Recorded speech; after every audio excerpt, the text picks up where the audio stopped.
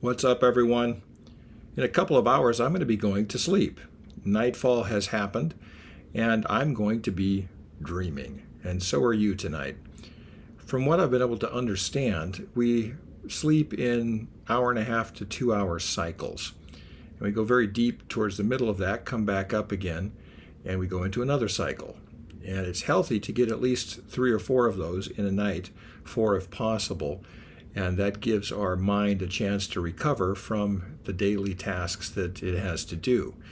And during the deepest parts of those cycles, we dream. And even if you don't remember that you dream, you dream. People do that during what's called the REM phase.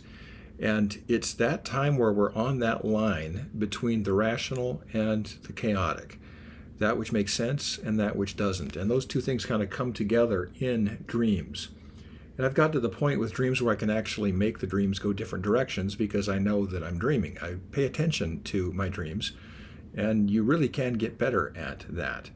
I would just really encourage you to pay attention to your dreams because it's often where God speaks to us, especially for those of us that have very busy minds. Now, I really don't have that busy of a mind. I spend a lot of time just sort of sitting there and not even thinking at all. But for those of you who have thoughts all the time, it might be the only time God can get a hold of you because your mind is busy all the time and he's trying to talk to you and there's a busy signal.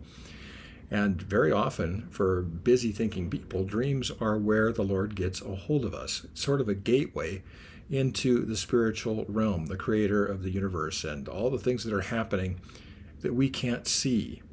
And our rational mind sort of shuts down, at least partly, and we're in this zone where we're more receptive. In the Bible, a lot of people heard from God through dreams, especially Joseph from the Old Testament, but also lots of people throughout the Bible heard from God in dreams. And it's so important that we pay attention to them because the Bible tells us that they are important.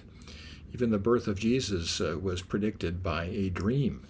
I would invite you to pay attention to your dreams, and in between those cycles, when you wake up a little bit, I would invite you to pray to the Lord and ask him, what does this dream mean? What does this mean for me? And perhaps keep a notebook by your bed and write down a couple of notes on what you hear back from the Lord at that point. There's a book by Jordan Peterson, and it's got a great quote here on dreams. We're studying Psalm 63, verses 6 through 8 today, and it talks about all the different watches of the night and how the Lord is with us through all of those watches of the night when we're sleeping. And it just applies so perfectly to what we're looking at today. I just like how he writes this here in this book. You are very creative when you are dreaming. That is why when you remember a dream, you think, where in the world did that come from? It's very strange and incomprehensible that something can happen in your head and you have no idea how it got there or what it means. It's a miracle, God's voice manifesting itself in your psyche, in your soul. And it happens every night. Even if you don't remember it, it happens. And we can get better at remembering it. Like art, the dream mediates between order and chaos. So it's half chaos. That's why it is not comprehensible. It is a vision, not a fully fledged, articulated production. It's really the royal road into our unconscious and what's going on underneath the waterline in our minds, in our souls, in our memories. And so I would invite you to pay closer attention to your dreams. Also, we'd love it if you would subscribe to this YouTube channel. It really helps us a lot. And hit the like button. Start a conversation about your dreams in the comments below. Maybe even ask for an interpretation from another believer as to what these dreams might mean.